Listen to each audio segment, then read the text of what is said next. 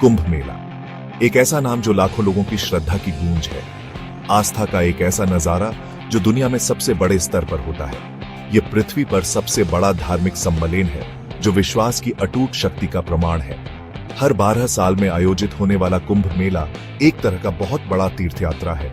यह भारतीय आध्यात्मिकता के केंद्र की यात्रा है, जहां पवित्र नदियों का पवित्र जल पापों को धोने और मोक्ष प्रदान करने का वादा करता है।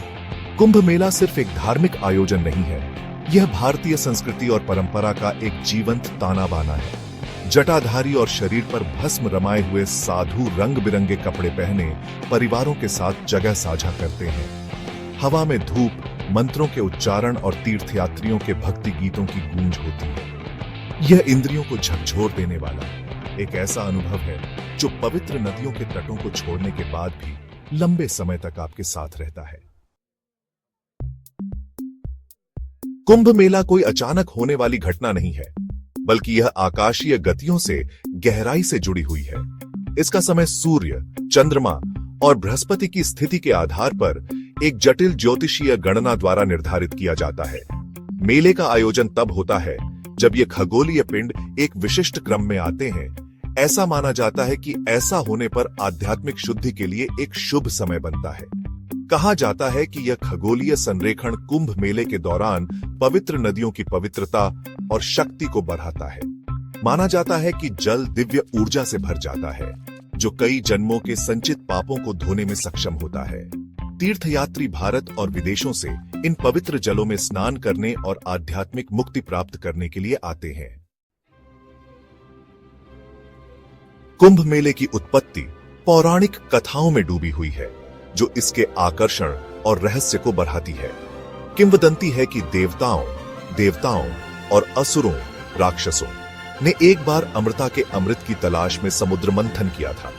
मंथन के दौरान अमृत से भरा एक घड़ा निकला। अमृत को अपने कब्जे में लेने के लिए देवताओं और असुरों के बीच भयंकर युद्ध छिड़ गया। इस अफरा तफरी में अमृत की कुछ बूंदें धरती पर 4 स्थानों पर गिरीं: प्रयागराज, हरिद्वार, उज्जैन और नासिक। ये चारों शहर पवित्र स्थल बन गए, जो हमेशा के लिए अमृता के अमृत से धन्य हो गए। माना जाता है कि कुंभ मेला इसी दिव्य घटना का प्रतीक है। कुंभ मेला भारत के 4 पवित्र शहरों प्रयागराज, इलाहाबाद, हरिद्वार, उज्जैन, नासिक में बारी बारी से आयोजित किया जाता है। प्रत्येक शहर हर 12 साल में एक बार मेले का आयोजन करता है, जो लाखों भक्तों को अपनी पवित्र नदियों की ओर आकर्षित करता है। गंगा, यमुना और पौराणिक सरस्वती नदियों के संगम पर स्थित प्रयागराज को चारों स्थलों में सबसे पवित्र माना जाता है। हरिद्वार, जहां गंगा हिमालय से उतरती है, हिंदू पौराणिक कथाओं में एक विशेष स्थान रखता है। शिप्रा नदी के तट पर स्थित उज्जैन अपने प्राचीन मंदिरों के लिए प्रसिद्ध है। गोदावरी नदी के तट पर बसा नासिक एक समृद्ध ऐतिहासिक और आध्यात्मिक विरासत वाला तीर्थ स्थल है। भाग 5, शाही स्नान। कुंभ मेला आस्था का एक ऐसा नजारा है जहां लाखों श्रद्धालु अनुष्ठानों और समारोहों में भाग लेते हैं। इनमें से सबसे महत्वपूर्ण है शाही स्नान।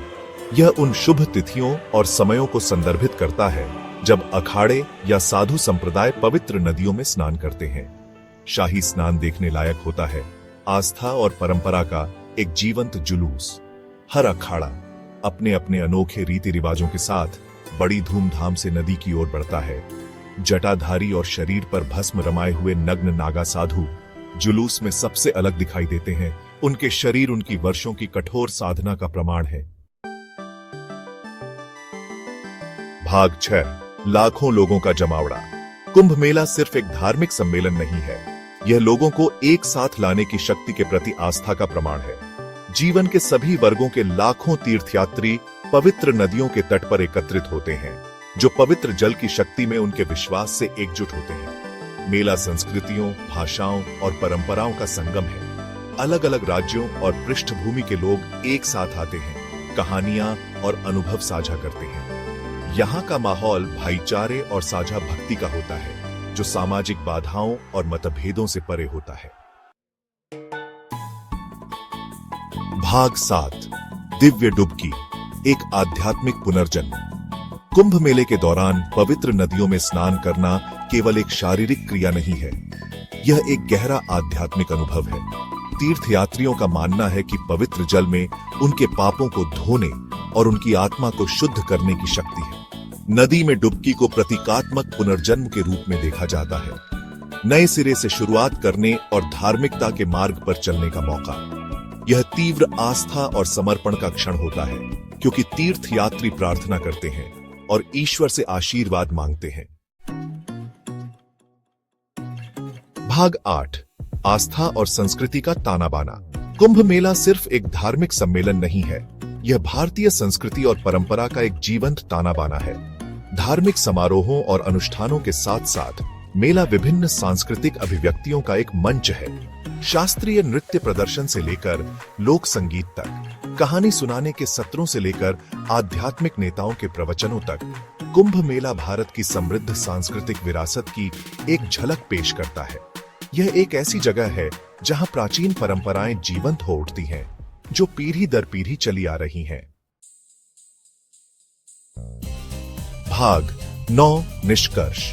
कुंभ मेला आस्था की अटूट शक्ति और आध्यात्मिक पूर्णता के लिए मानव आत्मा की तलाश का प्रमाण है।